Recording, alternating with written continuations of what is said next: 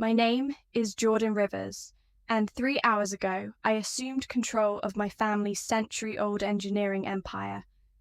Even now, the memory of that instant sends a shiver down my spine. I was seated at the head of our mahogany dining table in our family's Tudor-style estate on the outskirts of Melbourne, Australia. An estate that sprawled across 5 acres of meticulously manicured lawns and gravel paths. My father, Marcus Rivers, wore his usual tailored charcoal suit and a smug expression. He regarded my simple linen shirt and dark jeans as though I had shown up in rags. My younger sister Alexandra sat to his right, her posture impeccably upright in a designer day dress. "Jordan," my father said, voice measured and cold, "perhaps you could tell us why you are even here this evening." His words carried a heavy irony.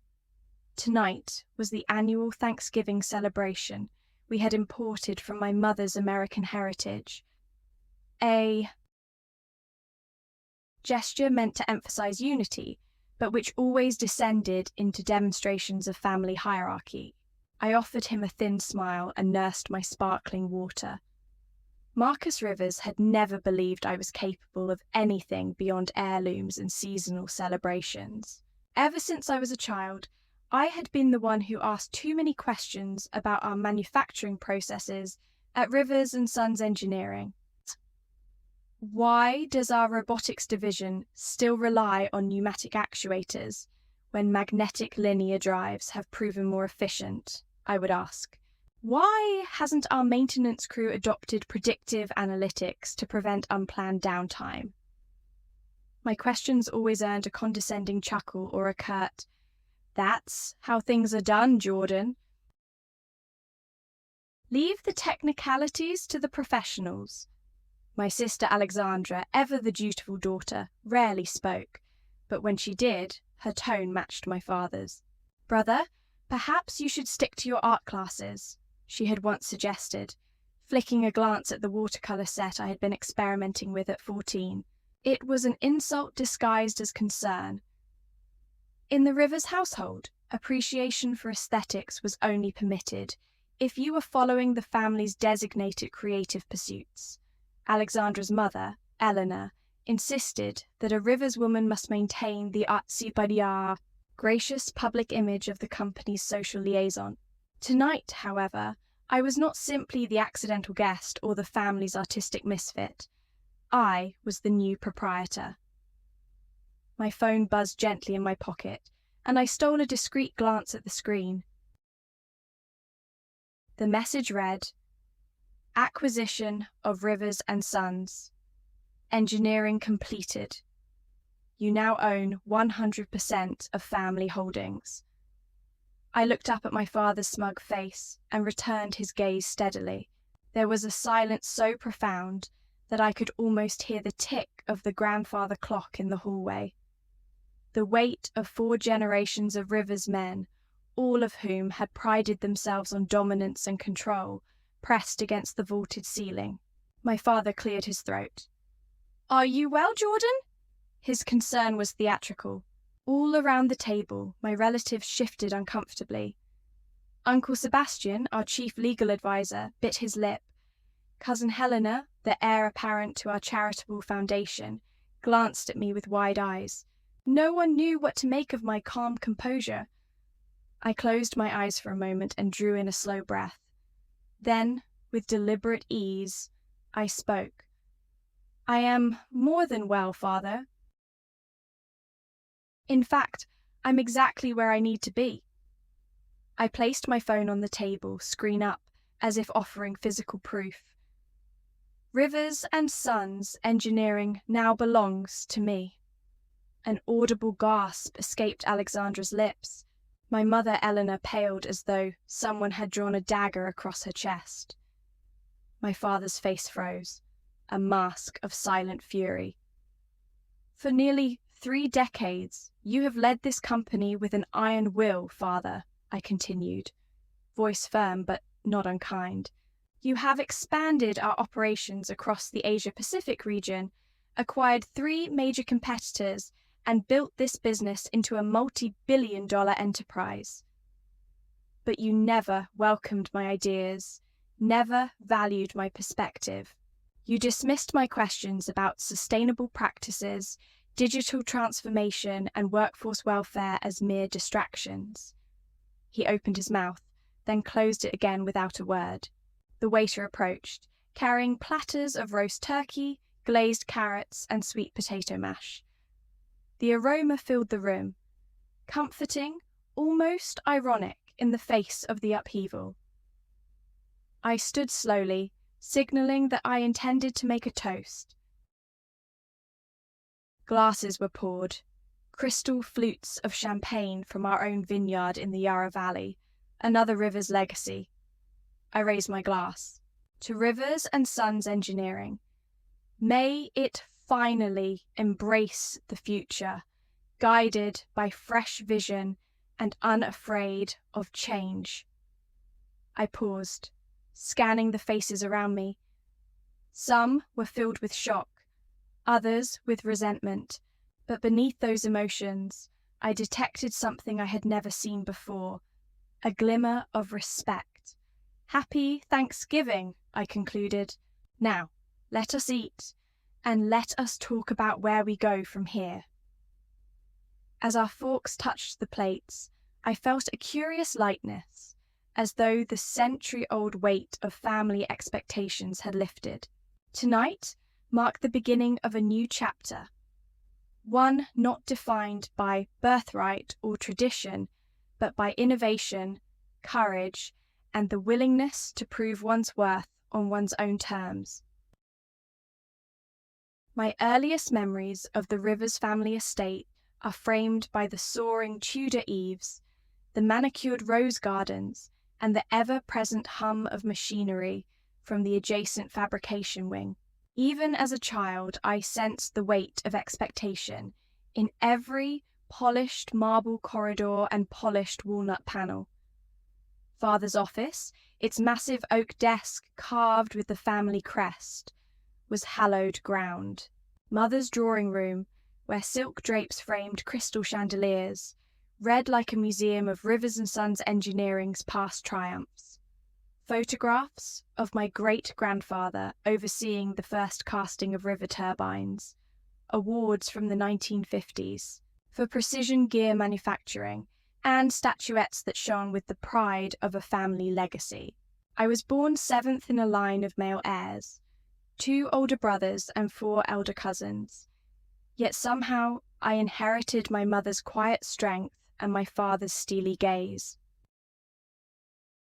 While my brothers excelled at model building kits and factory floor tours, I gravitated toward the blueprint table in the corner of the drawing room, fascinated by the elegant arcs and coloured pencil notes that detailed complex hydraulics. At 6, I would sneak sketches of alternative valve designs into Father's briefcase, only to have them returned a few days later, with annotations in his precise hand. Interesting, but impractical. Thanksgiving dinners were less about gratitude and more about hierarchy. The table's mahogany surface stretched 30 feet, allowing room for the 60 or so extended relatives and board members who gathered each year. As the children were dismissed to the playroom, Father would make his toast to Rivers and Sons Engineers of all generations, praising my eldest brother Tristan for negotiating the new Korean supplier contract, and my cousin Ethan for securing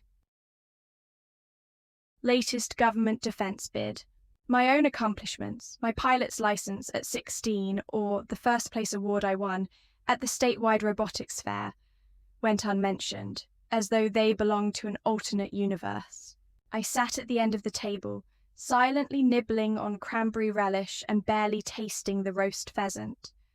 My mother, Eleanor, was a consummate hostess. She wore her role like a perfectly tailored sheath dress.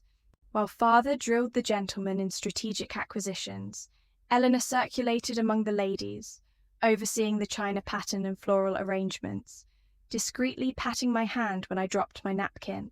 She never contradicted my father in public, yet I knew she admired the spark in my eyes, the way I questioned why we continued pouring waste oil into the harbour rather than investing in closed-loop filtration. School holidays offered brief reprieves. During summer breaks, I worked alongside my maternal aunt, Seraphine Davenport, at her small design studio across town. There, I learned to appreciate form as well as function, how a well-balanced chassis could reduce friction losses, or how an ergonomic grip on a hand tool protected workers' hands over long shifts. Aunt Seraphine's belief in my creativity became a rare source of affirmation. "Jordan," she said one July afternoon, tracing my pencil sketch of a novel pump housing, "you're thinking like an inventor, not just an heir. Don't let that spark go out." By the age of 16, I had built and programmed a rudimentary automated scheduling system for the maintenance crews at our northern facility. It cut down time by 1/4 and saved the company thousands in overtime costs. I spent weeks compiling a formal report, line charts in cobalt blue, projected savings in forest green, eager to present it at the next board meeting. Father nodded politely over a single slide, then quietly shelved my proposal. "We'll consider hiring external consultants for that," he said, as though my youthful work did not qualify. Later, I discovered that Tristan had delivered essentially the same system 2 years later, with none of my data, and earned commendation from the CEO for forward-thinking leadership. That was the moment I realized that, in the Rivers family, merit was not measured by results, but by adherence to unspoken traditions. Success, as defined by my father, required wearing the right ties, reciting the company motto, engineering tomorrow today, and never, ever upstaging the male lineage. Any deviation from that script was met with polite dismissal. School became my refuge. At West Shore Technical High School, my programming teacher, Mr. Patel, encouraged my ambition. "You have the mind of a strategist," he told me, adjusting his spectacles. "Don't let outdated expectations limit you." Under his guidance, I won a statewide scholarship in industrial optimization, which ultimately paved the way to my acceptance at Monash University's School of Engineering, rather than the more traditional path of the Rivers Business Academy, now simply a ceremonial institution for children of the board. Leaving home at 18 felt like shedding a second skin. As our black BMW glided out of the estate gates for the final time, I watched the rose trellis fade into the distance. I carried with me a backpack full of circuit boards, notebooks brimming with schematics, and a fierce determination to prove that innovation, not lineage, was the true measure of capability. And so began my journey away from the gilded cage of rivers and suns, toward a world where questions were welcome and ideas, not birthright, held the power to reshape an industry. Leaving home for Monash University felt like stepping through a portal to another world. Melbourne's skyline shimmered beneath a cloudless sky as our car pulled away from the gravel drive of the Rivers estate. I stared out the window at the receding silhouette of red brick walls and neatly clipped hedges, feeling both exhilarated and terrified. I carried little more than a backpack full of textbooks, a battered laptop, and an unshakable conviction that my ideas mattered, even if my family would not admit it. The campus of the School of Engineering was a hive of energy and conversation. Students in bright lab coats clustered around prototype drones, others huddled at whiteboards, sketching circuits in riotous colours. Hallways echoed with discussions of thermodynamics and artificial intelligence, none of which began with, "That's not how business works." For the first time, I was surrounded by peers who saw my questions as starting points, not affronts to tradition. My first assignment was deceptively simple: Design an energy-efficient heating module for a legacy industrial furnace. Whereas my Rivers upbringing had taught me to respect existing designs without question, my professors encouraged me to challenge the status quo. Dr. Ingrid Zhao, my lecturer in sustainable systems, took my initial sketch, a lightweight composite wrap infused with phase change materials, and held it up to the projector. "This has serious potential," she said, her eyes shining. "Don't be afraid to refine it."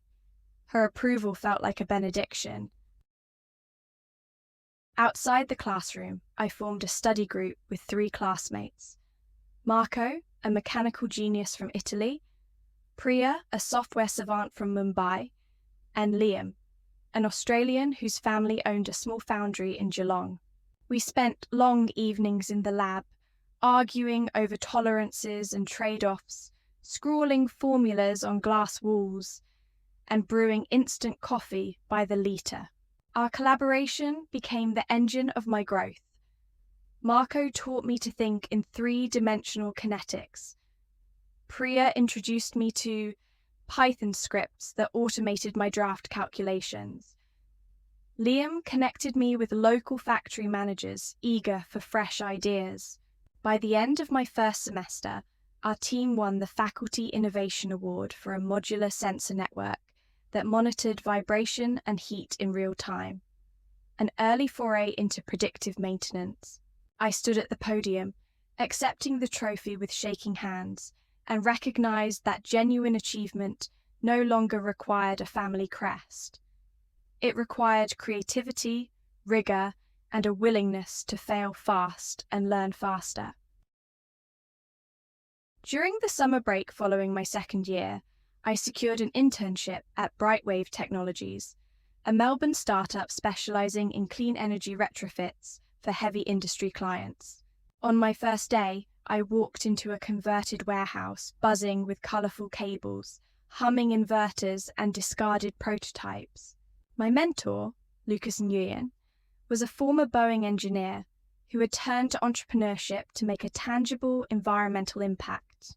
He handed me a coffee and said, "Show me what you can break, and then fix." My project was to develop a prototype control unit for integrating solar panels into existing boiler systems. The challenge lay in balancing fluctuating power inputs with the boiler's precise temperature requirements. My first design fried 3 microcontrollers and melted a sensor housing.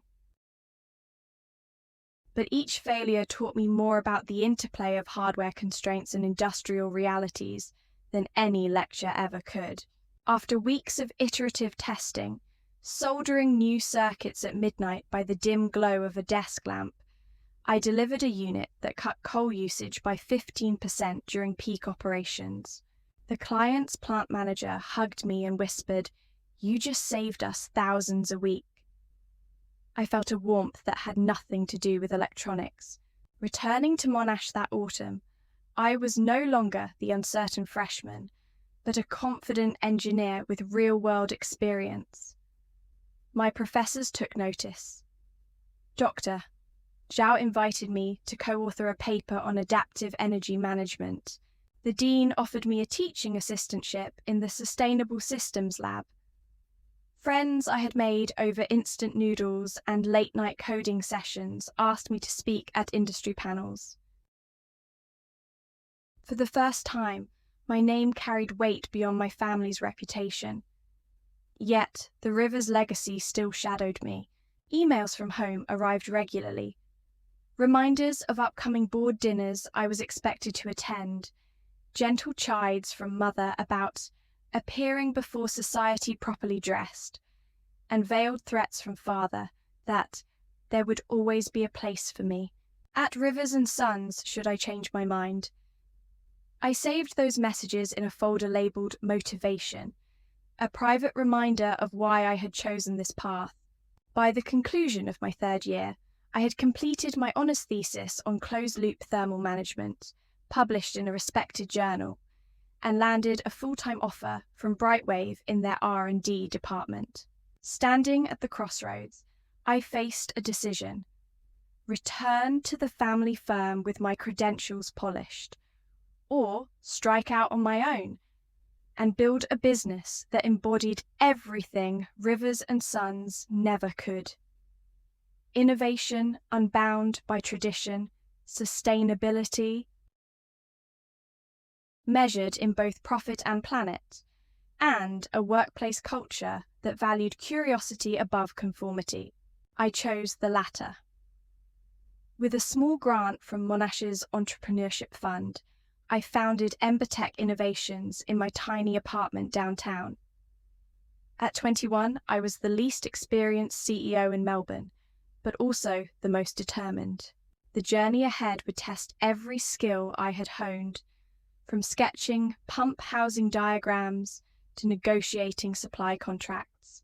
Yet, in my heart, I knew that the biggest lesson of my Monash years would guide me. True leadership emerges when you dare to ask why, and then act to make things better. Founding Embertech Innovations felt like stepping from a lifeboat onto uncharted waters. I signed the incorporation papers with trembling fingers at a small co-working space in Melbourne's Docklands precinct.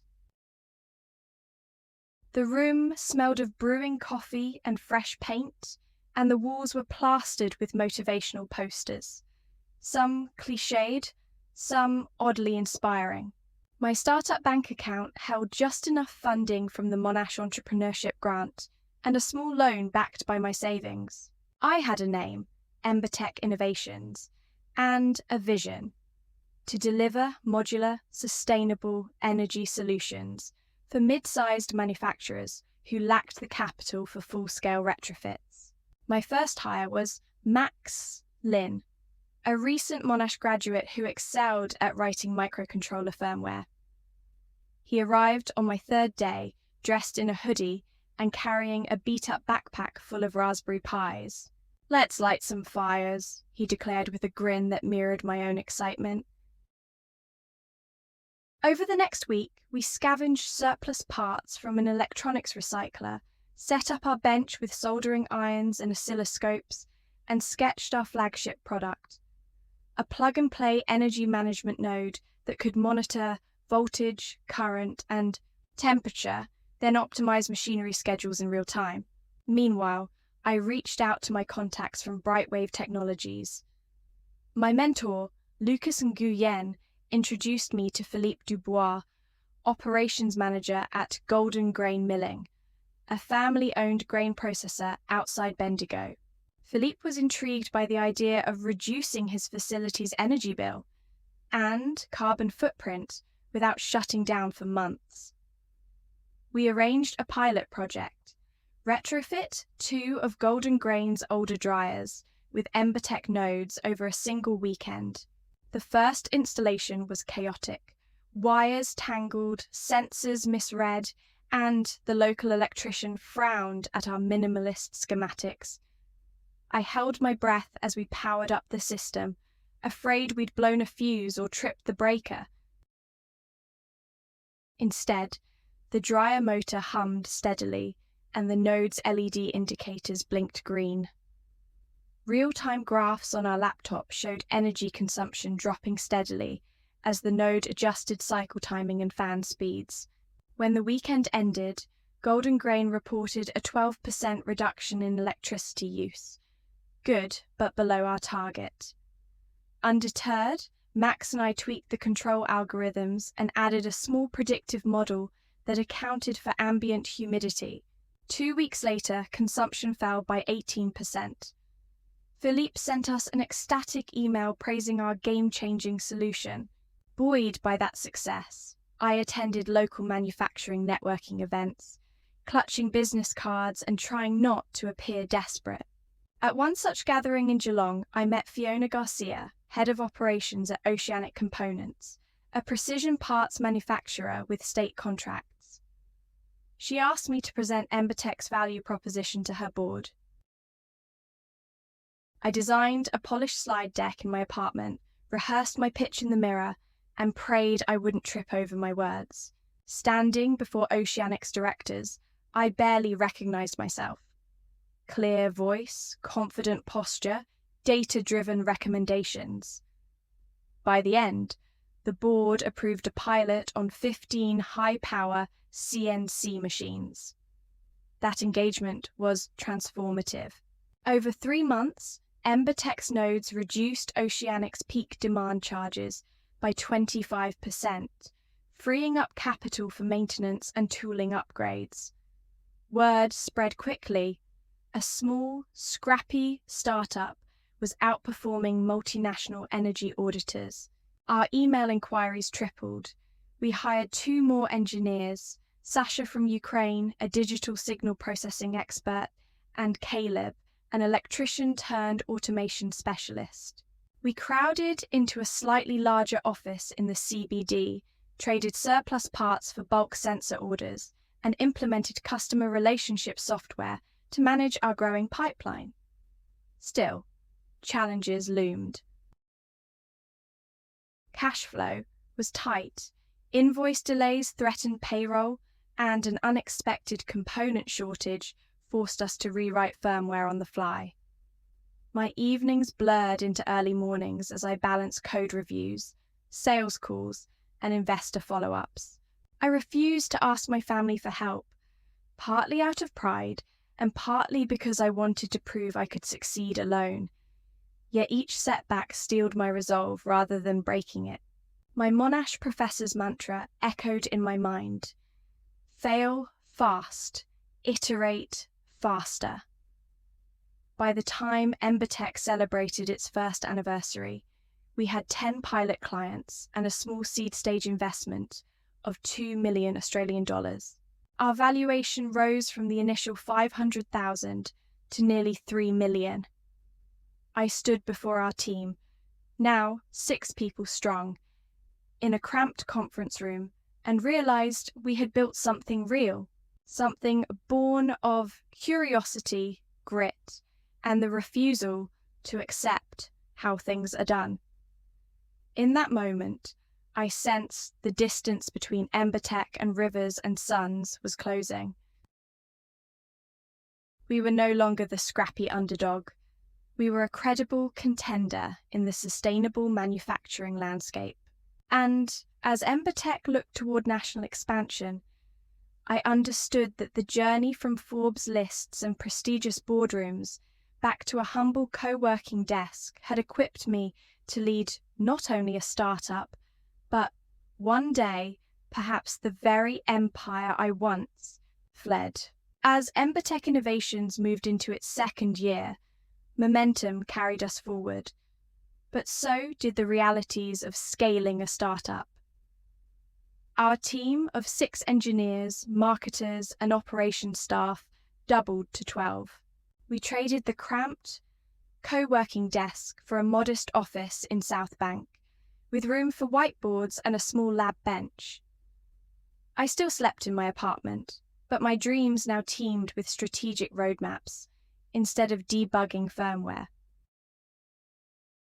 Our client roster expanded to include Everbrook Textiles, a sprawling 90-year-old weaving mill outside Ballarat. Their CEO, Deirdre Mackenzie, a steely woman in her late 50s, had initially dismissed Embertech as a novelty. Yet when she learned that our nodes could slash her factory's peak hour tariffs by more than 20%, she agreed to a trial on 20 automated looms. The project's success was undeniable. Energy savings cascaded into reinvestments in looms and staff bonuses, and Deirdre personally introduced me at the Premier's Manufacturing Awards, praising Embertech as the little engine that could. Meanwhile, Rivers and Sons Engineering faced its own storms. I monitored public financial disclosures out of professional curiosity. Revenue had plateaued, operating margins slipped to single digits, and the planned expansion of their Yarra Valley facility was delayed by supply chain disruptions. Industry analysts began murmuring that the venerable firm was at risk of being outpaced by more agile competitors. Each report deepened my conviction that the time was ripe for transformative action. Back at Embertech, investor enthusiasm brought a Series A funding round of 10 million Australian dollars, led by Aurora Capital Partners.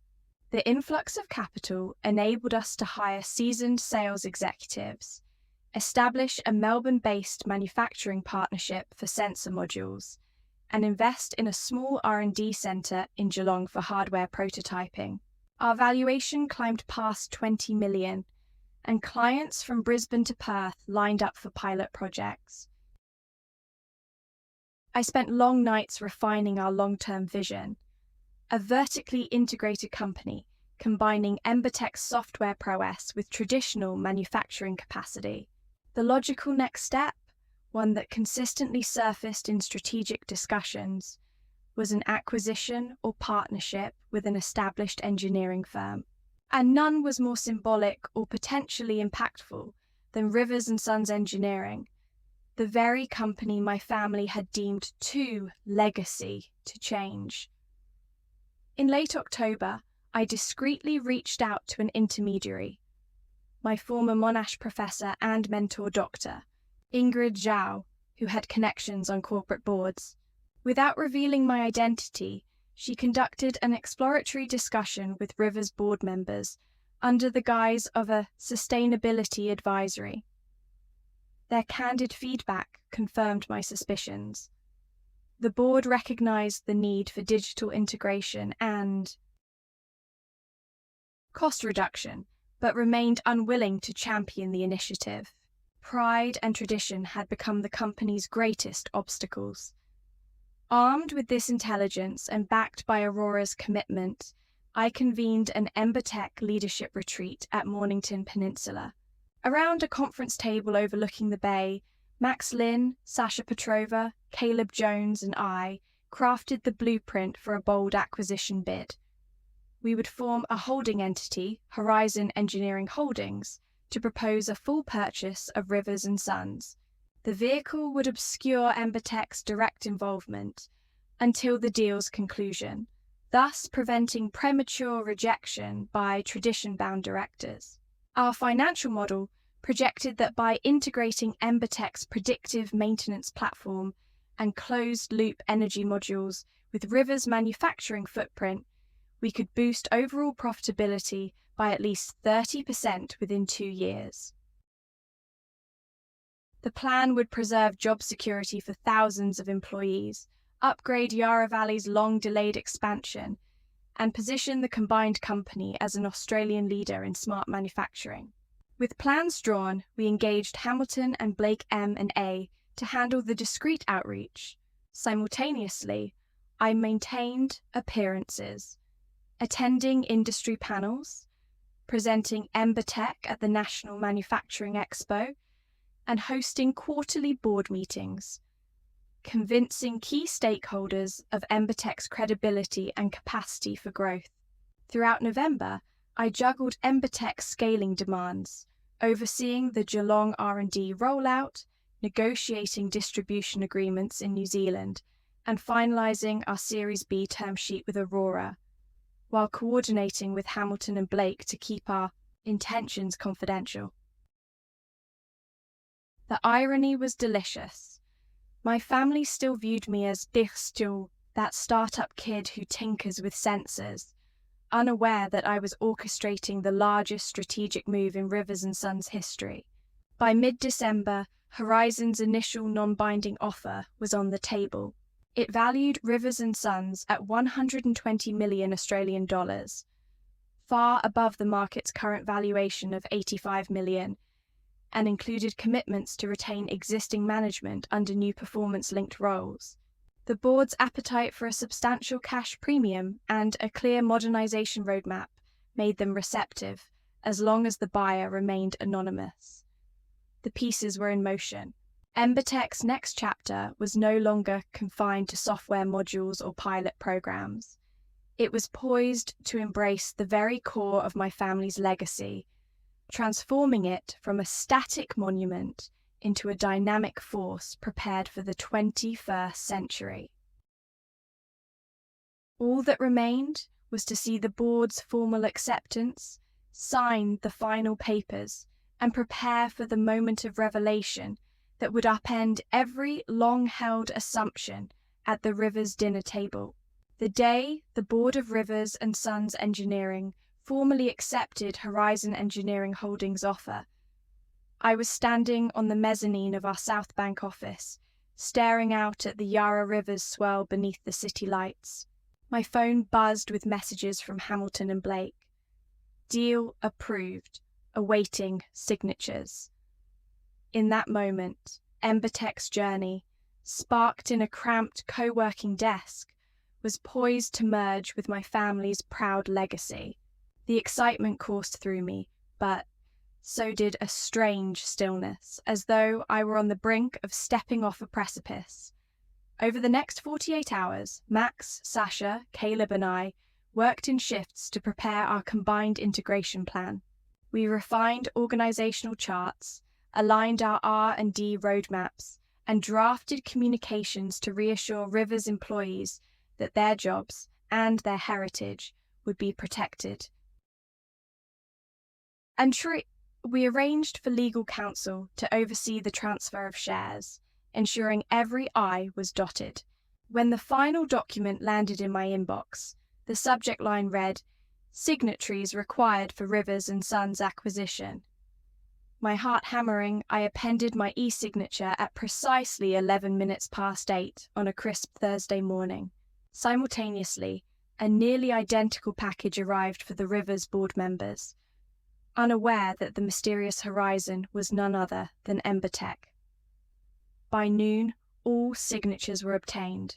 The shares would transfer at 5 p.m, just hours before our annual Rivers family luncheon on the peninsula.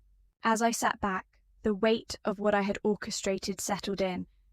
I had taken control of the very empire that once dismissed my ideas as naive, and I had done so on my own terms. That afternoon, I stepped into my modest South Bank office, its walls now adorned with awards from both Embertech and the glowing letters from Golden Grain and Oceanic Components. I composed a brief email to the Embertech team. Colleagues, today we become stewards of Rivers and Sons Engineering. This is the culmination of years of relentless innovation and unwavering belief. Tomorrow, we begin the work of honoring this legacy and inventing its future. Thank you for your dedication. Jordan. I hesitated before hitting send. This message would reshape their perception of our mission, no longer just a nimble startup, but the architect of a century-old institution's rebirth. My next stop was a quick change of attire, away with the hoodie and pressed chinos, in with a navy sheath dress and low heels. I needed to look the part of a Rivers family member once more, if only for one dinner. As I climbed into my car and navigated the winding roads to Mornington Peninsula, I rehearsed the opening words, how to announce that Horizon's anonymous buyer was, in fact, Embertech, and that Rivers and Sons would become a subsidiary of my own company. Arriving at the family luncheon venue, a weathered manor overlooking the bay, I found the dining room abuzz with greetings. Marcus Rivers, looking uncharacteristically relaxed in a deep blue blazer, clasped my hand as I entered. Jordan, so glad you could join us, he said, offering a polite smile. Alexandra lingered in the corner, her sharp gaze curious. Uncle Sebastian whispered, "We've received some interesting news today, haven't we?" As the luncheon progressed through courses of smoked salmon, wild mushroom risotto and seared lamb loin, the conversation skimmed over pleasantries. Estate. Renovations, local charity drives, and Tristan's latest overseas acquisition. My phone lay face down on the polished table beside my charger. Each vibrate could be a final sign-off alert or a last-minute hiccup. I focused on steadying my breathing. Finally, Father raised his glass of summer white. To family, tradition, and another successful year for Rivers and Sons Engineering. The table mirrored his toast. I rang my fork against the rim of my glass to capture everyone's attention. The clink echoed louder than expected. "Thank you, Father," I began. "I have a toast of my own." Pausing, I let their eyes shift to me. I tapped my wine glass again. 3 days ago, Embertech Innovations secured majority ownership of Rivers and Sons Engineering through Horizon Engineering Holdings. As of 5 p.m. today, this acquisition is complete. Horizon is a subsidiary of Embertech, making me the principal owner of our family legacy. A gust of stunned silence swept the table. Mother's hand trembled on her napkin. Tristan choked on his risotto. Alexandra's lips parted in shock. My father's face paled to a near Prussian blue. "Jordan," he hissed under his breath, "how could you?" I pressed on, voice calm but firm. This wasn't an act of vengeance. It was a necessary step to secure our future. Embertech's predictive platforms and closed-loop energy systems will reduce operating costs by over 30%. Our R&D center in Geelong will modernize our oldest facilities. This family business will thrive once it embraces innovation. Tremors of disbelief rippled through the room. Some faces contorted in anger, others in reluctant admiration. I concluded, "I offer you partnership, not displacement. Your expertise in manufacturing, your relationships with long-standing clients, these are invaluable. Together, we will build Rivers and Sons into the most advanced smart manufacturing firm in Australia." Father slammed his fist on the table, making silverware jump. "I will not be lectured by my daughter." Uncle Sebastian stood. "Gentlemen, perhaps this is the only viable path forward." His intervention shifted the tension. Tristan scowled but did not rise. The room held its breath. In that charged moment, I realized that leadership demands boldness, and that bold moves can fracture old loyalties even as they forge new alliances. Tomorrow, the real work would begin. Healing rifts, aligning teams, and delivering on the promise of synergy. But tonight, I had proved what I set out to achieve. My vision for manufacturing's future was not just possible, it was imperative. And as my family confronted the reality of Embertech's stewardship, I finally felt the liberation that comes from transforming doubt into opportunity and tradition into progress. In the days that followed the revelation at the Mornington Peninsula luncheon, Rivers and Sons Engineering experienced a seismic shift in atmosphere. Word of Embertech's acquisition spread through the corridors of the Yarra Valley facility like wildfire. Employees who had once braced themselves for layoffs now whispered speculations about upgraded equipment, new sustainability targets, and collaborative innovation workshops. Meanwhile, my family's reaction remained a tempest of pride, resentment, and curiosity. The morning after the luncheon, I arrived at Rivers headquarters by 8 o'clock, wearing a tailored charcoal pantsuit that balanced authority with approachability. My first meeting was with the executive committee, Tristan, the newly designated head of strategic acquisitions, Alexandra, tapped to lead legacy communications, a role integrating public relations with the company's historic brand, and Uncle Sebastian, who agreed to serve as chairman of the board's Transition Oversight Council. Each manila folder on the polished oak conference table contained quarter-by-quarter projections for the next fiscal year, scenarios based on full Embertech integration. Tristan sat rigidly at the head of the table, arms folded. His suit was impeccably pressed, but his eyes betrayed restless anger. "You bypassed me on due diligence," he accused, voice low. "I was the heir apparent for this company." I met his gaze. "You were," I agreed, "but only under the assumption that Rivers and Sons would never change.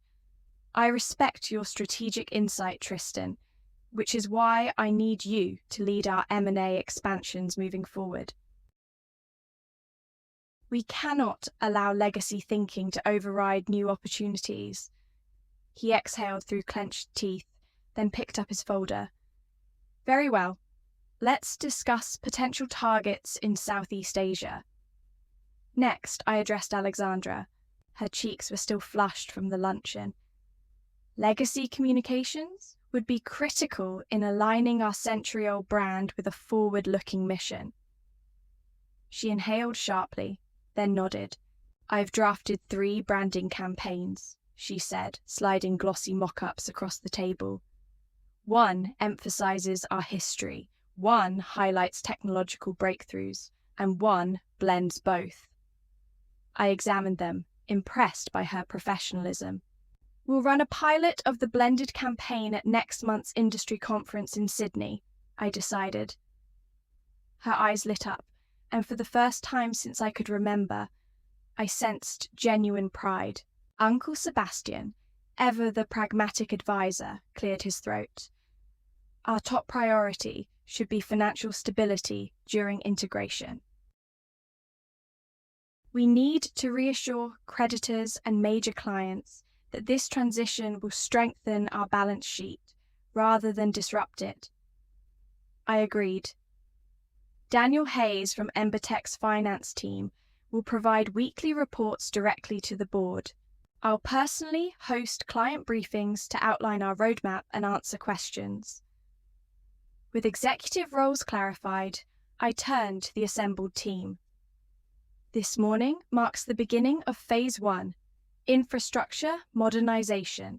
Our goal is to reduce energy consumption by 25% across all facilities within 18 months, while increasing overall output by at least 15%.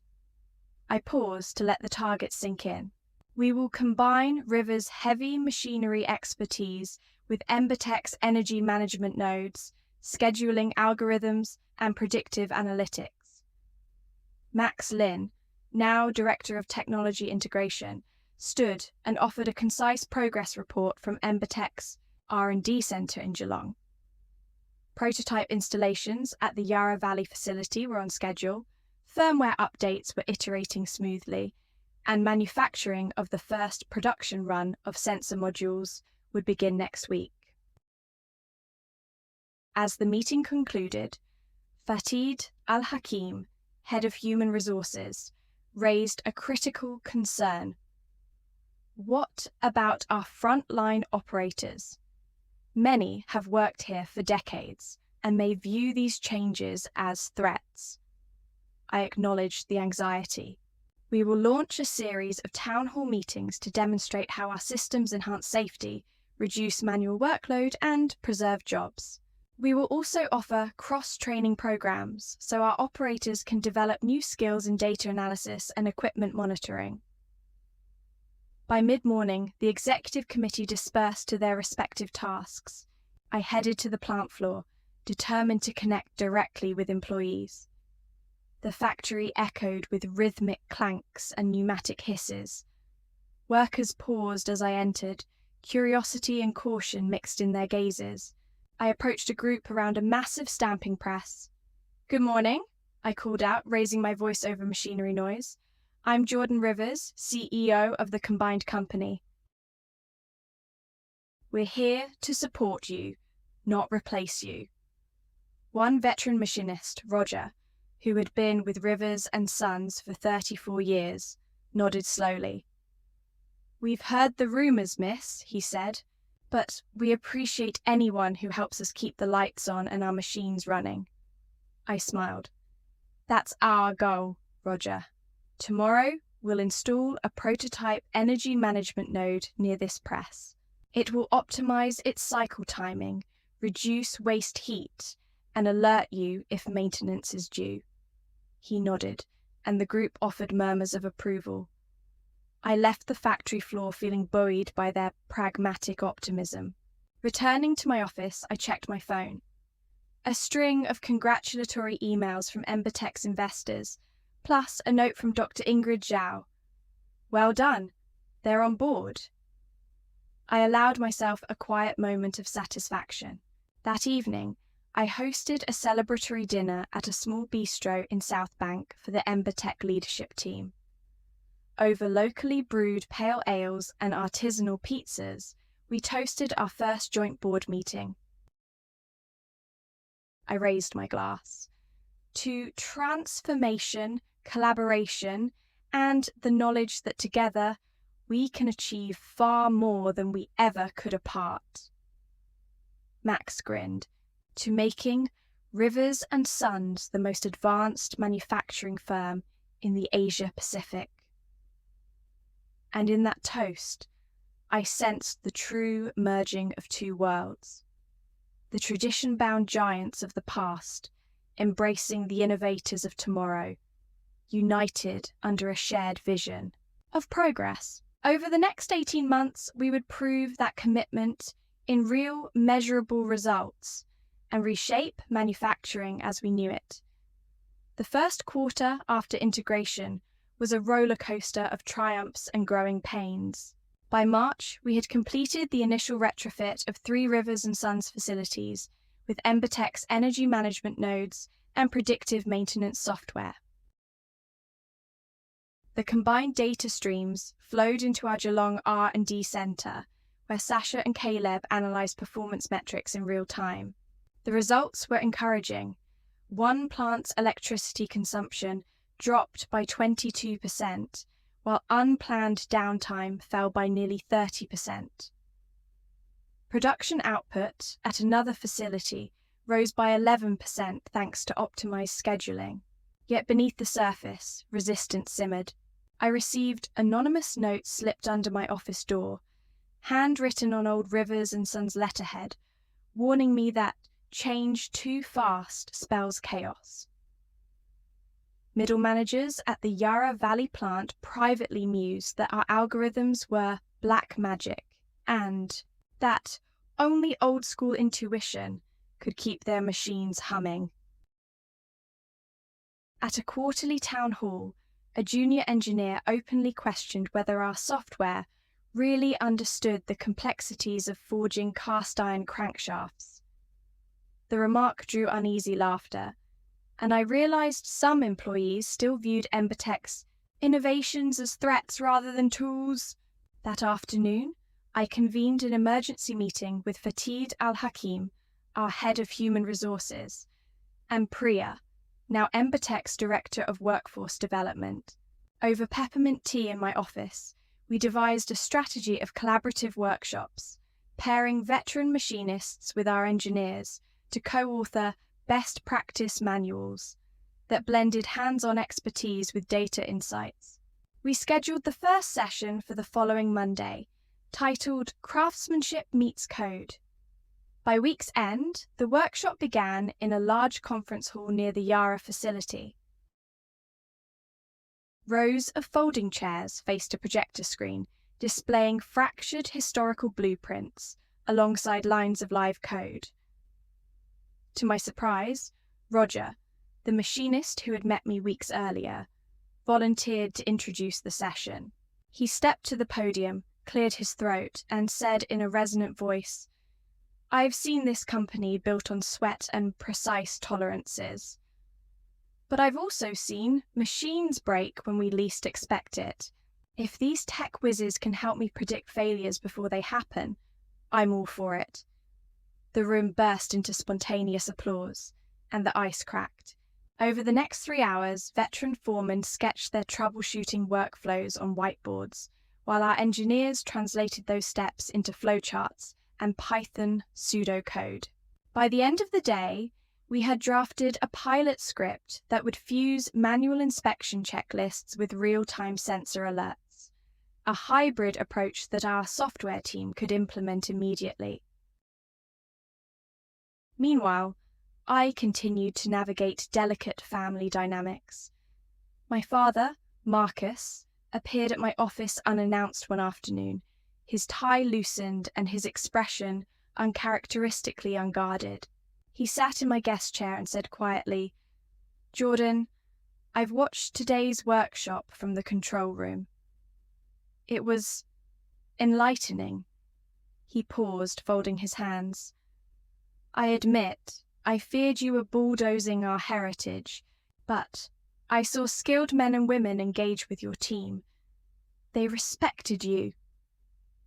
His words felt like a bridge extending across the chasm between our worldviews. I smiled. "Thank you, Father. My only goal is to preserve rivers and suns, and to evolve it for the decades ahead."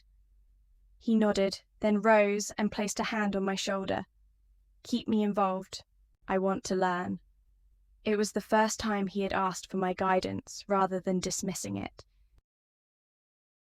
Encouraged by that personal breakthrough, I accelerated plans to launch Pilot Phase 2, integrating Embertech's automated analytics into River's supply chain management. Our target was a significant partner, Atlas Steelworks, whose batch orders had historically suffered scheduling conflicts and material shortages. I flew to Adelaide to meet Atlas's CEO, Nadine Wu, a no-nonsense executive known for her rigorous standards. Over coffee in their boardroom overlooking the port, I outlined our proposal: a unified dashboard that would forecast material needs, flag pending maintenance on presses, and optimize shipping windows based on energy cost forecasts. Nadine studied me for a long moment, then leaned back. "If you can deliver even half of what you promise, we'll sign a 3-year service agreement."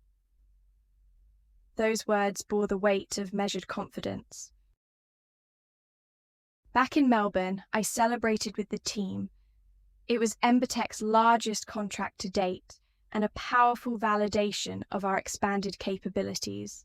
By early May, data from Atlas Steelworks integration showed a 34% reduction in inventory holding costs, a 28% improvement in on-time deliveries, and no unplanned downtime at their primary rolling mill. The metrics were beyond our projections. I prepared a case study, co-authored with Priya, and submitted it to the International Journal of Smart Manufacturing. When the article was accepted 3 weeks later, Embertech and Rivers and Sons were suddenly on the radar of industry conferences and trade publications worldwide. We had not only saved jobs and cut costs, we had demonstrated that heritage companies and agile startups could craft a powerful synergy. That same month, at a ceremony in Brisbane, Marcus Rivers and I accepted the National Manufacturing Excellence Award together. Standing on stage in my navy pantsuit and his classic grey blazer, we posed for cameras and offered a united front.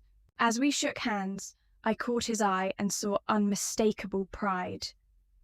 In that moment, I understood that transformation was not a solitary act. It was a collaborative journey, one that honored the past while forging an adaptable, resilient future. This was the true legacy of Rivers and Sons, the courage to evolve without losing sight of who we were.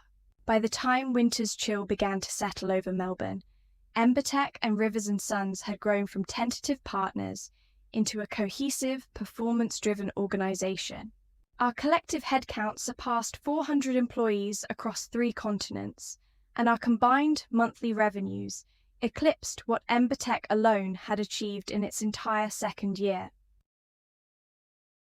Yet with growth came new complexities: coordinating cross-facility priorities, balancing short-term profitability against long-term R&D investments, and maintaining our unified culture despite divided locations. One critical challenge emerged in late July, when sudden policy changes by the Federal Energy Regulator mandated a 30% reduction in peak demand quotas for heavy industry users.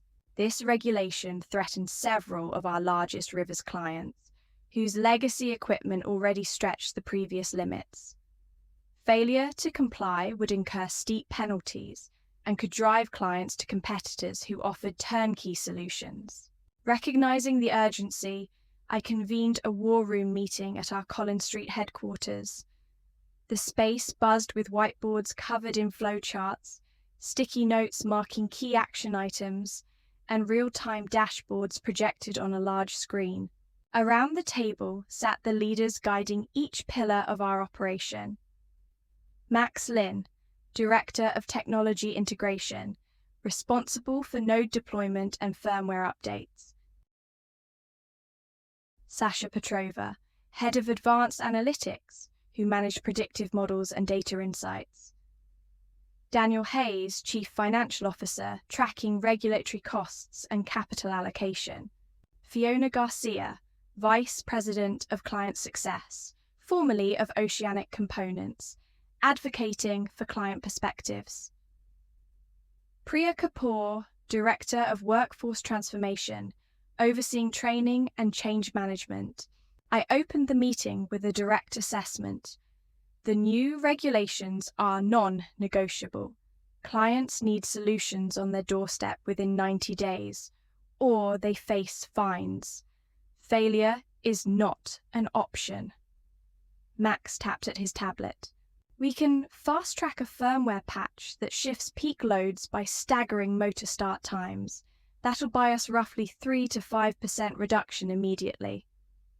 Sasha nodded. Our analytics team can re-optimize batch scheduling to avoid energy spikes during expensive hours. It requires minimal hardware changes, just updated algorithms. Daniel calculated on his laptop. If we subsidize the initial deployment costs, clients will see entire quarter savings. Aurora Capital will cover up to 50% of the capex under our emergency fund clause. We just need formal approval. Fiona spoke up, voice steady but urgent. We must also manage client communication carefully. They'll need clear, transparent roadmaps, milestone dates, projected savings, and assurances of minimal downtime. Priya added, operators will need hands-on guidance. We should schedule training sessions and provide quick reference guides to avoid confusion or pushback on the plant floor. Within 2 hours, we had a clear, multi-phase action plan. 1. Immediate firmware update, week 1 to 2. Ember Tech's engineering team pushes the patch to all active nodes at risk. Second, algorithmic rescheduling, week 2 to 4. Sasha's team deploys updated scheduling models via secure cloud link. Moondram. Client workshops, week 4 to 6. Fiona and Priya co-host online and on-site briefings to explain changes, demonstrate dashboards, and gather feedback. Nangavde. Financial structuring, week 1 through 6. Daniel secures fund allocation from Aurora, sets up client cost-sharing agreements, and finalizes incentive rebates. Eindavde. Regulatory compliance reporting, week 6 to 8. Max and Sasha prepare documentation for each facility to submit to the energy regulator, certifying adherence. I closed the meeting with a resounding affirmation. This is our moment to prove that Embertech Rivers is the industry's fastest, most reliable partner. Let's move. Over the next 2 months, the plan unfurled with impressive speed. Max's firmware patch rolled out smoothly to over 70 facilities with no critical failures. Sasha's rescheduling engine shaved peak hour loads by an average of 8%, exceeding expectations. Fiona led a series of virtual workshops attended by more than 400 plant managers, while Priya's training modules empowered frontline operators to monitor real-time energy dashboards on mobile tablets. Simultaneously, Daniel finalized cost-sharing agreements that passed through legal and compliance reviews without delay. By mid-September, Our clients collectively reported an average reduction of 32% in peak demand charges, well beyond the regulatory requirement. The financial savings ranged from several $100,000 to over $1 million per facility, a tangible boon during a period of market volatility. On September 21st, I joined the CEO panel at the Melbourne Energy Forum to present our case study, Rapid Compliance and Profitability through Agile Innovation. Standing before an audience of industry executives and government officials, I detailed our integrated approach from firmware to finance. The keynote sparked animated discussion and multiple invitations for follow-up pilots, proof that our solution was both visionary and pragmatic. Returning home that evening, I reflected on how far we'd come. From the first EmberTech prototype in a co-working space to this regulatory triumph, the journey had demanded resilience, cross-disciplinary collaboration, and unwavering belief in our core values. Yet, I knew our work was not done. As the forum attendees dispersed with new leads and regulatory clout, I glanced at my phone. A message from my father, simply reading, "Proud of you." Beneath that small note lay the greatest affirmation. That transformation, when executed with integrity and expertise, can bridge the divide between legacy and innovation, and inspire even the most traditional minds to embrace the future. As October deepened, EmberTech Rivers prepared to enter uncharted territory, international expansion into Southeast Asia. Our Geelong R&D Centre had proven the viability of merging software with legacy manufacturing, and our Brisbane office had established regional support. Now we needed to demonstrate that the combined company could deliver consistent results across borders and cultures. My first step was a business trip to Singapore. Accompanied by Max Lin, now Senior Vice President of Global Technology, and Fiona Garcia, I boarded the midnight flight from Melbourne, reviewing briefing folders on the plane.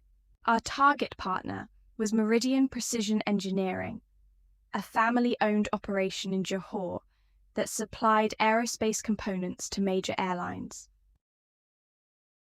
Meridian's CEO, Arjun Malik, had been skeptical of EmberTech's distant origins, but impressed by our case studies in Australia. He agreed to a pilot project on critical milling machines at his facility, with a clause for regional rollout if we met performance guarantees. Arriving at Changi Airport before dawn, I felt the familiar mixture of anticipation and pressure. After a restful night at the hotel, we proceeded to Meridian's plant the next morning. The sprawling complex hummed with activity.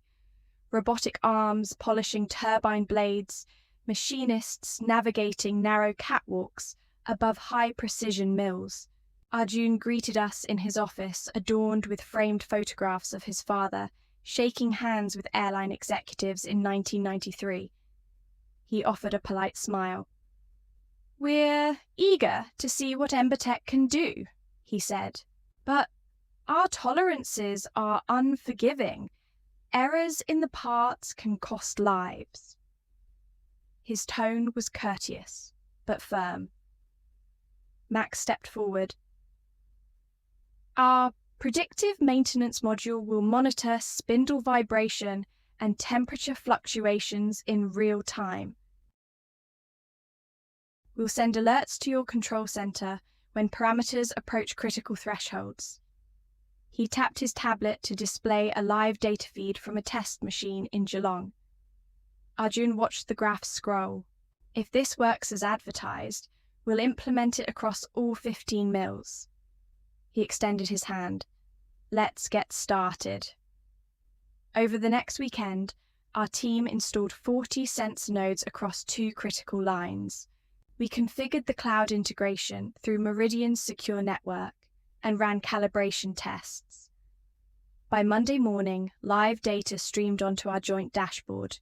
Fiona guided the plant's operations manager through interpreting heat maps and trend analyses, while Sasha's team in Melbourne refined the alarm thresholds remotely.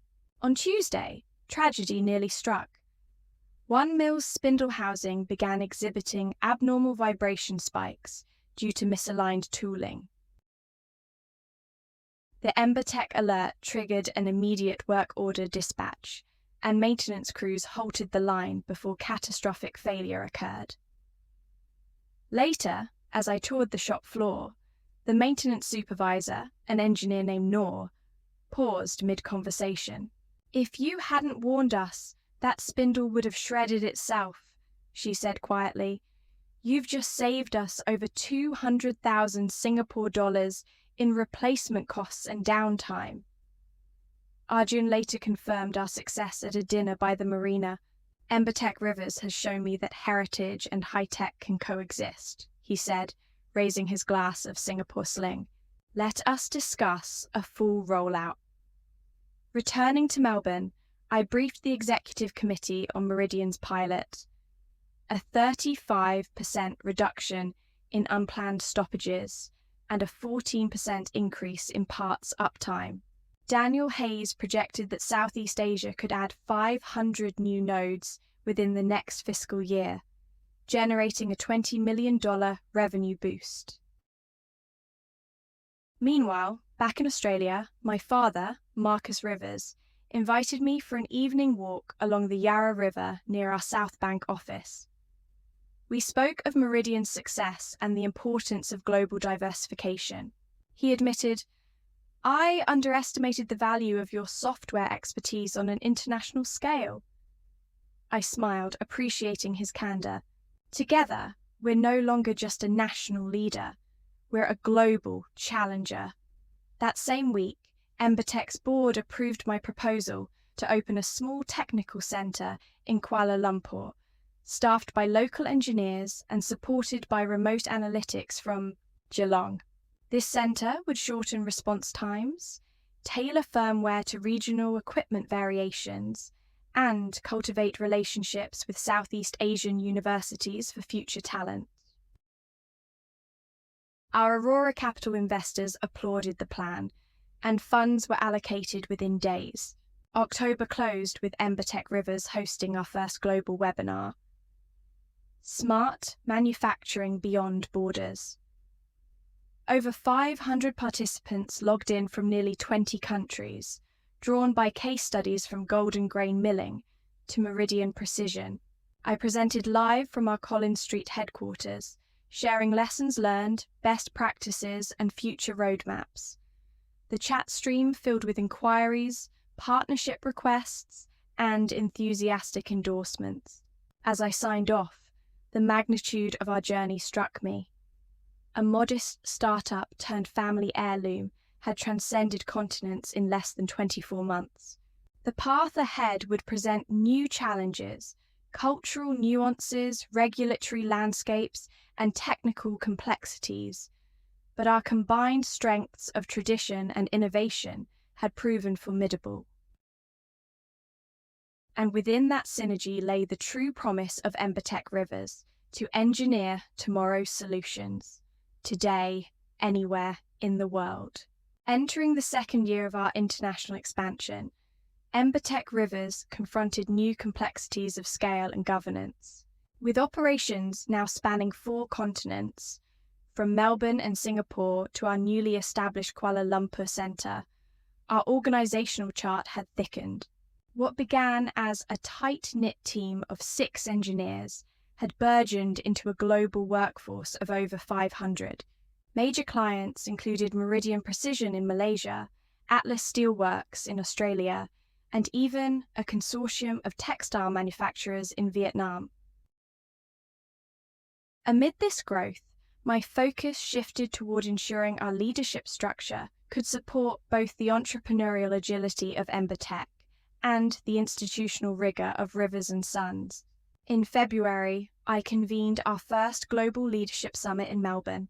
Senior executives flew in from every region. Max Lin oversaw technology integration, Sasha Petrova led advanced analytics, and R&D Fiona Garcia directed client success. Daniel Hayes managed finance and investor relations, and Priya Kapoor championed workforce development. In addition, we welcomed 2 new board members. Dr. Ingrid Zhao, representing Monash University's Sustainable Manufacturing Institute, and Marcus Rivers Sr., a retired Director Emeritus of Rivers & Sons Engineering. Our summit agenda spanned 3 days. Day 1 centered on operational alignment, refining key performance indicators so that factory yields, energy savings, and client satisfaction metrics followed uniform definitions worldwide. We harmonized software deployment protocols, ensuring firmware updates could roll out simultaneously across data centers in Australia, Asia, and Europe. We also finalized the enterprise resource planning (ERP) integration, unifying procurement, inventory, and maintenance workflows under a single dashboard. The result? A real-time view of production and resource consumption across all facilities, accessible from any mobile device. Day 2 delved into strategic innovation. Sasha unveiled our next-generation Ember Core platform, a combination of edge computing sensor arrays and AI-driven anomaly detection that would anticipate equipment failures up to 2 weeks in advance. Pilots in Singapore and Melbourne had shown a 45% reduction in unplanned downtime. We committed to full rollout by Q4, even as R&D budget allocations increased by 20%. Concurrently, Max proposed an open architecture API so partners and third-party developers could build custom modules atop Ember Core, fostering an ecosystem rather than a closed system. The board unanimously endorsed both initiatives, recognizing that scaling innovation demanded a broader network of contributions. Day 3 emphasized leadership and culture. I led a session on values and vision, reminding attendees that our strength lay in the interplay of Rivers & Sons manufacturing heritage and Embertech's startup ethos. We introduced our new Bridge Builders program, matching experienced plant managers with junior data scientists for 6-month rotations, encouraging cross-disciplinary mentorship.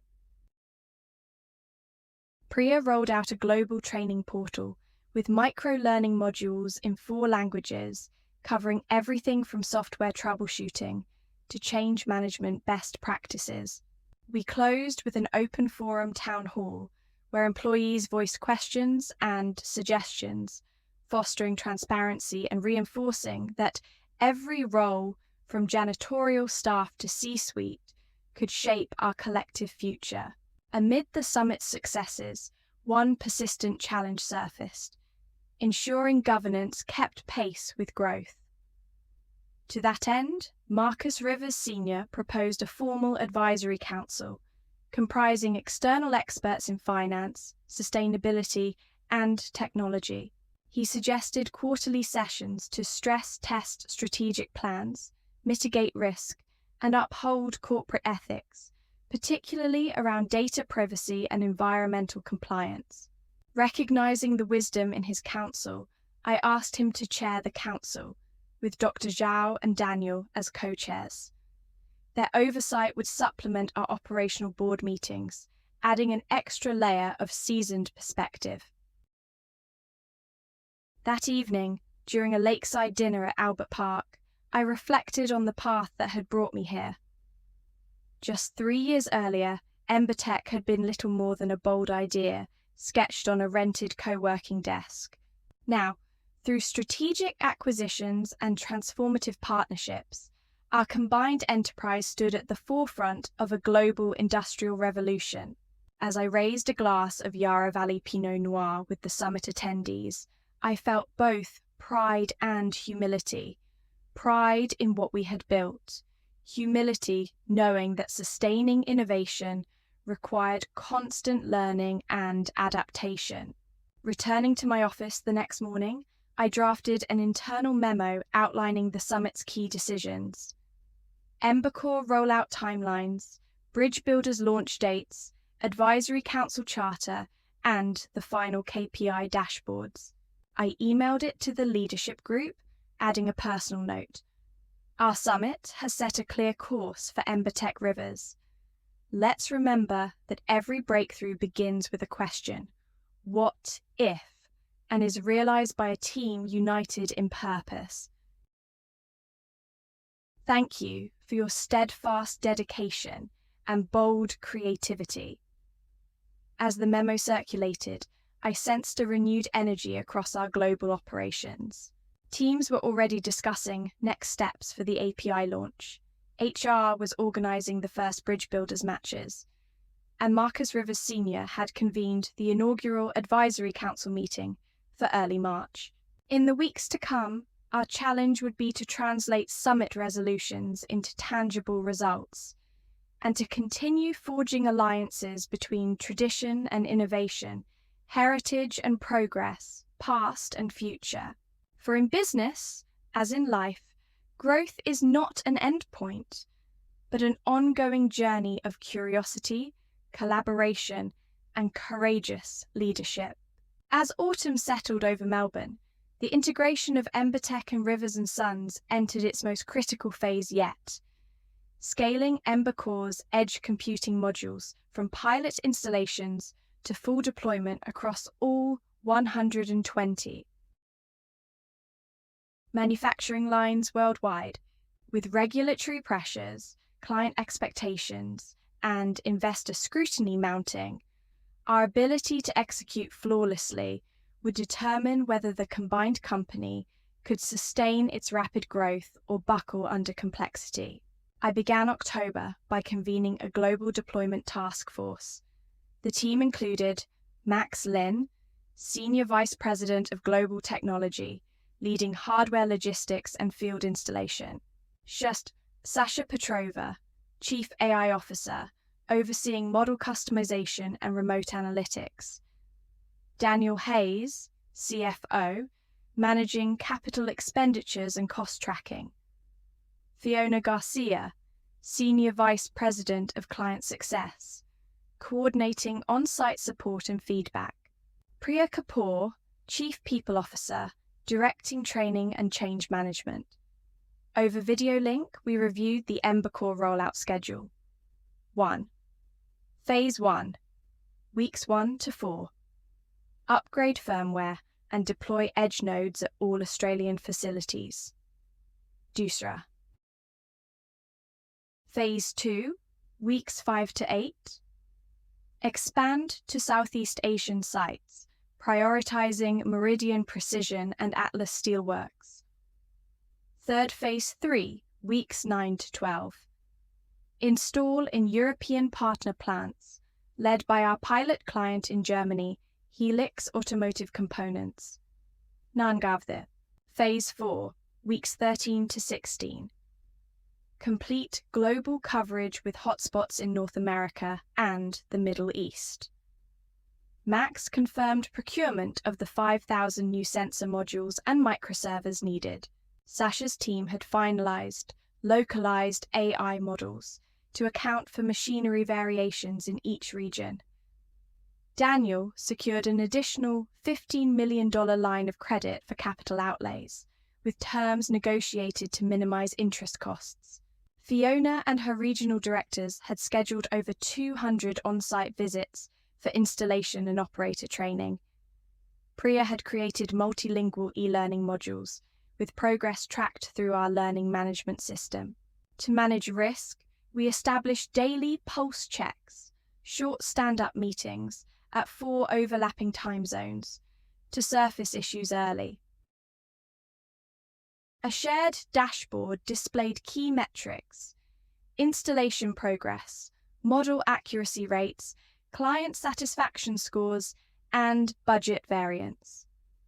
By combining agile methodology with enterprise governance, we aim to keep momentum without sacrificing control. On week 2, we encountered our first major snag. A customs delay in Jakarta held up a shipment of 200 edge nodes bound for our joint venture plant with Nusantara Textiles. Indonesian regulations required additional factory audits, pushing the delivery back by 7 days. Recognizing the potential failure cascade, I authorized Max to reroute a backup shipment from our Kuala Lumpur center, absorbing expedited freight costs under Daniel's contingency fund. Within 48 hours, installations resumed, and the delay did not impact clients' production schedules. Simultaneously, Sasha's team flagged an unexpected anomaly. In the tubular steel rolling mill at Atlas Steelworks, the AI model's false alarm rate spiked to 20%, compared to the usual 2 to 3%. A high rate of alerts risks operator fatigue and erodes trust in the system.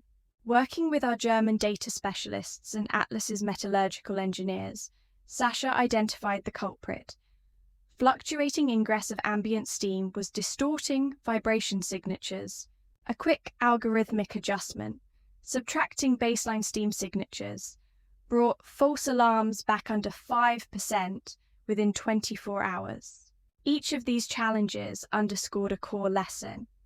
True intelligent systems require both robust technology and deep domain expertise. Our success depended on cross-functional teams collaborating to interpret data in context, rather than imposing one-size-fits-all models. By mid-November, installations in Australia and Southeast Asia were 95% complete, with clients reporting a 15 to 20% drop in energy consumption and a 20% reduction in unplanned downtime. European rollouts had begun smoothly, and our Helix automotive pilot in Stuttgart achieved a 30% boost in throughput within the first week. Encouraged by results, I approved an accelerated timeline for North American partners, kicking off with a major automotive supplier in Detroit. Throughout this period, I maintained direct communication with our largest clients' CEOs. Personal check-in calls, progress dashboards, and quarterly business reviews ensured transparency and built trust. In one call, the CFO of Meridian Precision said, "Jordan, your team's responsiveness and attention to detail have turned Embercore into an indispensable part of our operations." Comments like that reinforce the importance of aligning technical excellence with client service. Internally, I hosted coffee with the CEO sessions, informal video chats open to any employee, from data scientists to factory mechanics. These sessions surfaced valuable grassroots feedback, ideas for dashboard enhancements, suggestions for ergonomic device mounting, and kudos for regional support teams. They also fostered a sense of unity. Despite our size, we remained connected through shared purpose. As December approached, the task force gathered for a final go/no-go review. With over 90% of units deployed, average false alarm rates under 5%, and client satisfaction above 98%, the data spoke for itself. I declared, "We have achieved global coverage. Embercore is live on 6 continents, serving 200 major facilities. Our target return on investment will be realized by mid-next year." The room erupted in applause, a testament to months of relentless effort. That evening, I stood on the terrace of our South Bank office, watching city lights dance on the river. The path from a small startup through family tumult to global leader had demanded resilience, strategic foresight, and unwavering collaboration. But in the glow of our collective achievement, I knew the journey toward continuous improvement would never end, and that the true measure of success lay in staying curious, adaptable, and united in pursuit of innovation. With Embercore fully deployed across all major facilities, my focus shifted toward optimizing our combined product portfolio and exploring new market verticals. In early January, I convened a cross-functional strategy council to map out growth opportunities for the coming year. The council, comprising senior leaders from technology, operations, finance, marketing, and human resources, met in our South Bank boardroom, sunlight glinting off the Yarra River beyond the windows. I opened the session with a concise assessment of our current position. We have successfully integrated Embertech's software and analytics with Rivers & Sons' manufacturing footprint. Our combined revenues exceeded 100 million Australian dollars last quarter, and client retention stands at 95%. Now, we must identify adjacent markets and value-added services to sustain momentum. Max Lin proposed expanding into predictive quality control, using sensor data to detect manufacturing defects before they occur. Our vibration and thermal analytics have proven reliable, he explained. If we integrate surface inspection cameras and machine vision algorithms, we can reduce scrap rates by up to 50%. Sasha Petrova built on this idea, presenting preliminary results from a pilot at Oceanic Components. Their defect rate fell from 4% to 2% after we layered vision-based quality checks atop our existing maintenance alerts. This capability differentiates us, she said. It transforms Embercore from a cost savings tool into a revenue enhancement solution. Fiona Garcia advocated for a comprehensive service offering. Clients will value end-to-end uptime guarantees, combining energy management, predictive maintenance, and now predictive quality control. We can package this as Ember Complete with tiered subscription models. Daniel Hayes reminded us to ground ambitions in financial prudence. We must model revenue impacts carefully and ensure our cost structure scales. Hardware for machine vision will add capex, so we should pilot Ember Complete with a subset of clients before full rollout. Priya Kapoor emphasized workforce readiness. Introducing vision systems will require new skill sets on the plant floor. We should collaborate with trade schools and universities to develop certification programs for machine vision technicians. I synthesized the ideas. 1. Pilot Ember Complete at 3 major clients: Oceanic Components, Meridian Precision, and Atlas Steelworks, during quarter 2. 2. Partner with academic institutions in Melbourne, Stuttgart, and Kuala Lumpur to create certification curricula. Moondrum.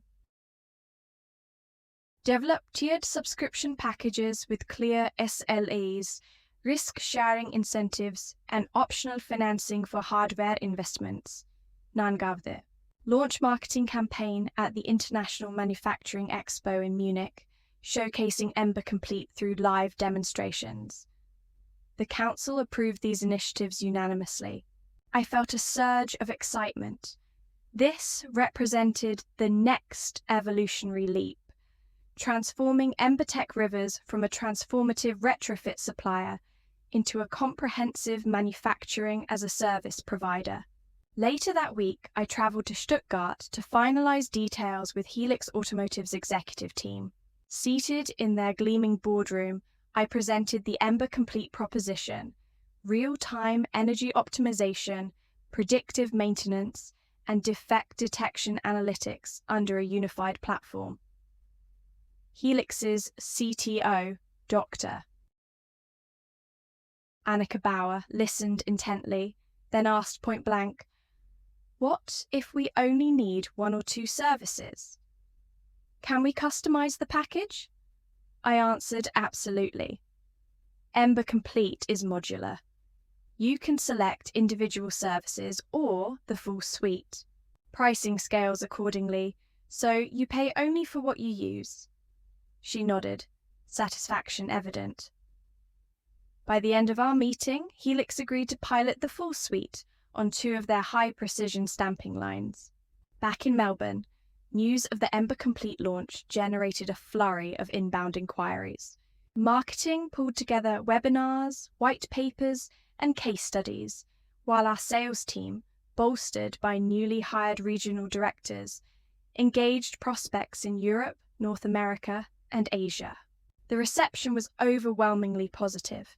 Manufacturing executives recognized the value of a single partner delivering multiple, integrated services. Amid these strategic developments, I continue to nurture my relationship with my family. My father, Marcus Rivers, had embraced a new role as Senior Advisor for Heritage Affairs, overseeing preservation of our company archives and guiding my efforts to honor Rivers and Sons' storied past. On a crisp February afternoon, he invited me to the original steel mill in Bendigo, now fully retrofitted with Embercorp. We walked among the humming machines as he recounted stories of his first years as an apprentice, his pride evident with each recollection. "I never thought I'd see this place run with digital controls," he admitted, resting a hand on a sensor-equipped conveyor. "But you've proven me wrong, in the best way possible." I smiled. "I couldn't have done it without your willingness to learn." He chuckled. "We're a team now, Jordan." That's what matters.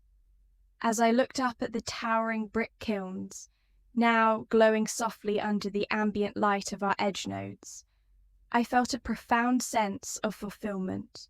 The journey from family skepticism to genuine partnership had been arduous, but together we had forged an enterprise that honored tradition while embracing innovation. With Ember complete on the horizon and global expansion accelerating, the future beckoned with both challenge and promise. Yet, in that moment, at the heart of the Bendigo mill, I was reminded that transformation begins not with grand acquisitions or cutting-edge algorithms, but with people, trust, collaboration, and a shared belief that even the most enduring legacies can evolve for the better. As winter gave way to spring, Embertech Rivers entered a decisive chapter, preparing for a potential initial public offering, IPO, to secure capital for further global expansion. Though private equity and venture capital had fueled our growth to date, an IPO promised access to broader financial markets and a valuation that reflected our status as a global leader in smart manufacturing. Yet, a public listing also meant intensified scrutiny, rigorous compliance, and the need to tell a compelling story to investors, one that balanced our heritage with our innovation-driven trajectory. In March, I assembled our IPO steering committee in the South Bank boardroom.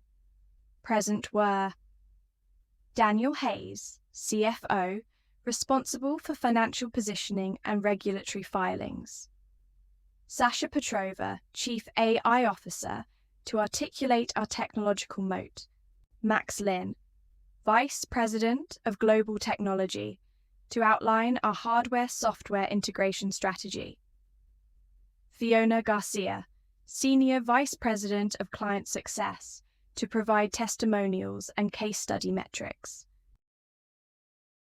Orchestrated Priya Kapoor, Chief People Officer, to address governance, culture, and talent retention; Monica Tanaka, newly hired Chief Legal Officer, to navigate securities law and disclosure requirements; Andrew Whitmore, a banking partner from Southern Cross Capital, serving as our lead underwriter liaison.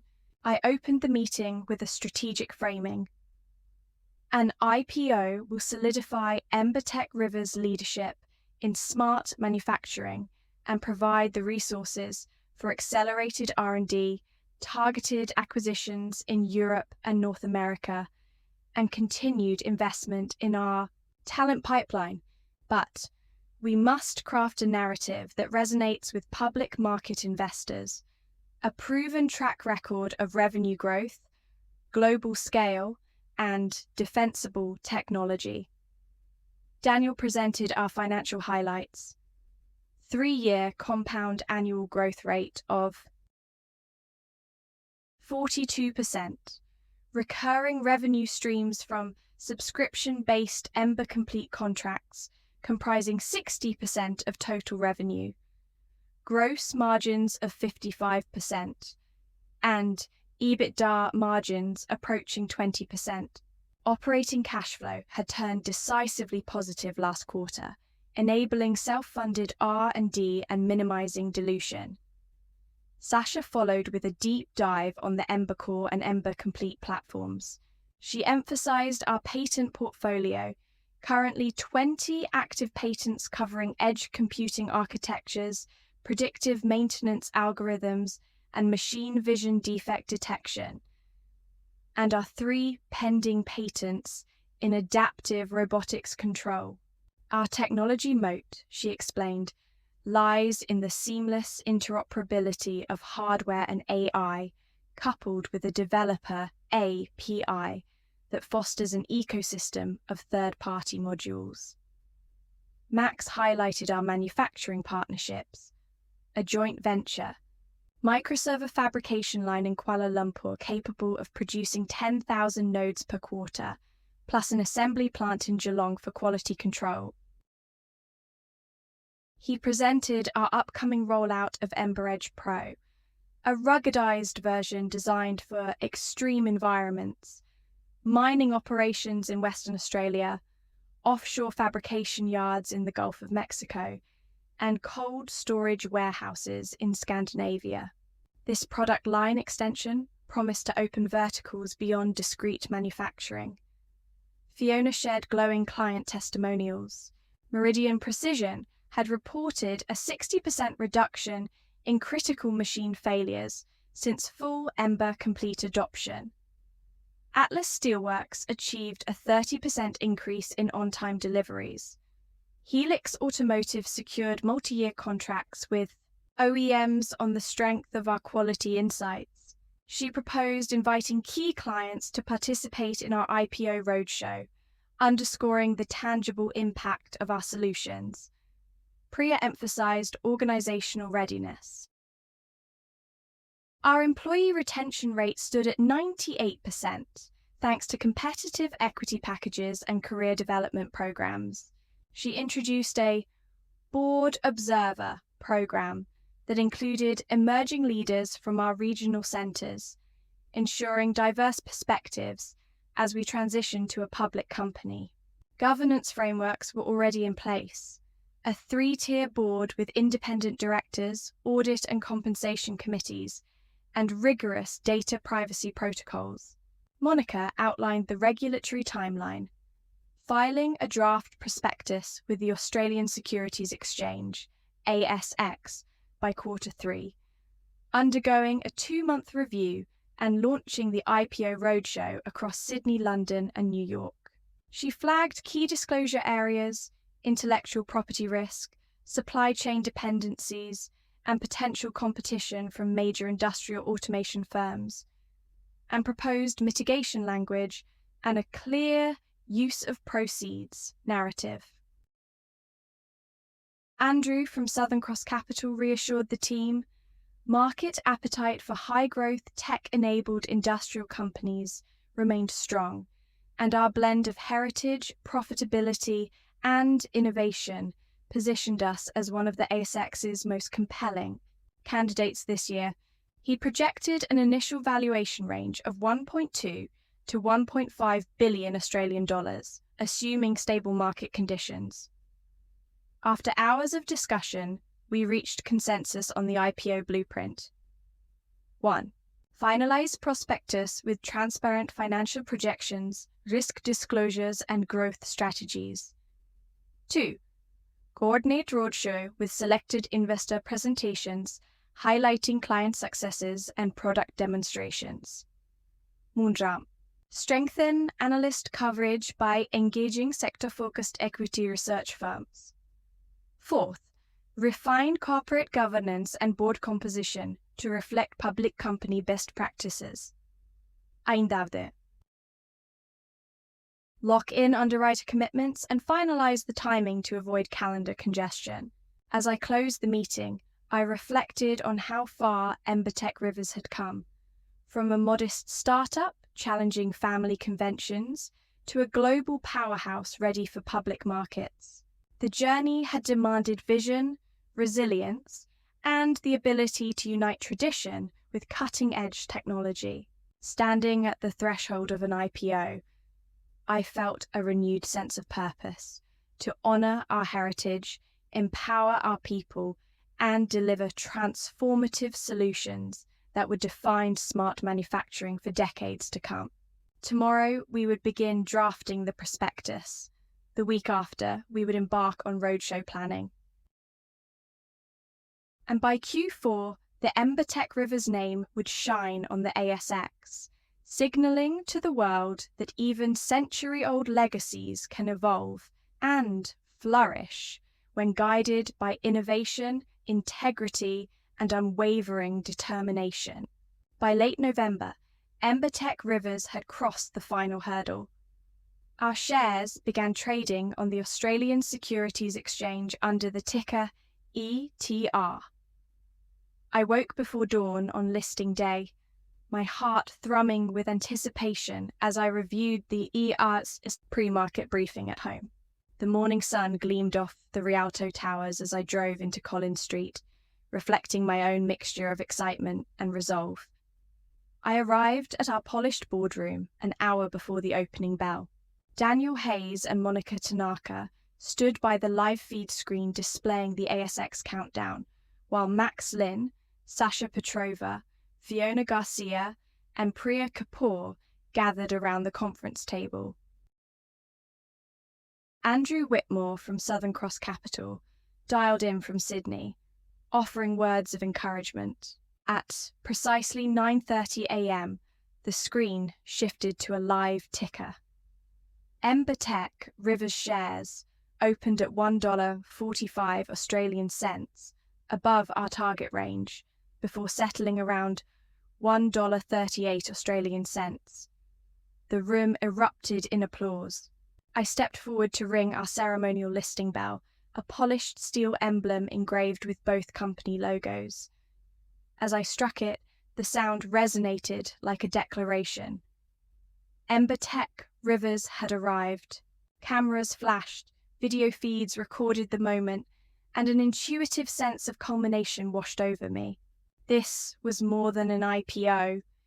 It was the culmination of a vision that began in a cramped Melbourne apartment and matured through perseverance, collaboration, and relentless innovation. That afternoon, I hosted a celebratory lunch at Candlewood Restaurant overlooking the Yarra. I sat between my father, Marcus Rivers, and our chairman of the Advisory Council, Marcus Rivers Sr. The two, who once viewed me as an interloper, now toasted my leadership with genuine pride. My sister, Alexandra, and my brother Tristan joined us, their earlier reservations replaced by warm congratulations. Alexandra raised her glass. To Jordan, who reimagined our legacy and led us into a new era. Tristan nodded, adding, "You've done what none of us dared. You bridged our past and future." As the meal progressed, conversation turned personal. My father leaned in and said quietly, "Seeing Embertech Rivers valued by the market, not just cherished as a family heirloom, means more to me than I can express. You've honored your grandfather's work while forging your own path. I couldn't be prouder." I felt a lump in my throat, the weight of years of doubt and striving lifting in that single moment of acknowledgement. Returning to the office, I spent the late afternoon reviewing our use of proceeds roadmap one last time.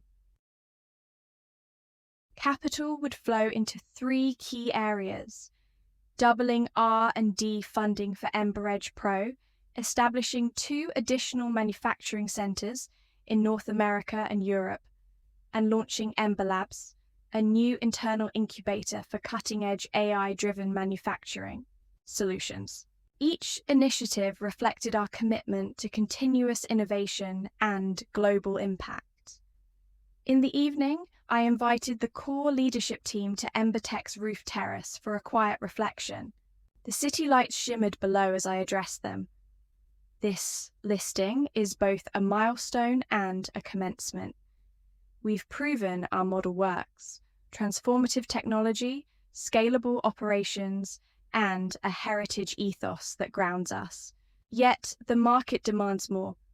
We must continue to anticipate challenges, adapt to changing environments, and relentlessly pursue excellence. Thank you for your dedication, your creativity, and your willingness to question the status quo. Max raised his glass. To questions that spark solutions. Sasha chimed in, to algorithms that empower people.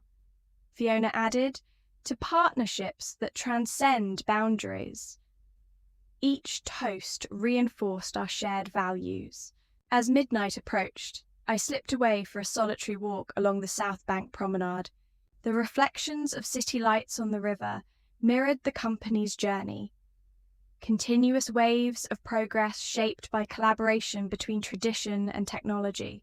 I paused at a quiet bench and allowed myself to recall the path I had travelled, from the daughter who questioned everything to the CEO who had unified two worlds. In the end, my greatest lesson was clear. Leadership is not about proving detractors wrong, but about building bridges between ideas and execution, heritage and innovation, doubt and conviction. Embertech Rivers would continue to evolve, faced with new challenges and opportunities. Yet with each step, I carried forward the belief that transformation rooted in respect for the past can chart a powerful course into the future. With that conviction warming me against the night air, I looked toward the city skyline and smiled, ready for whatever tomorrow might bring.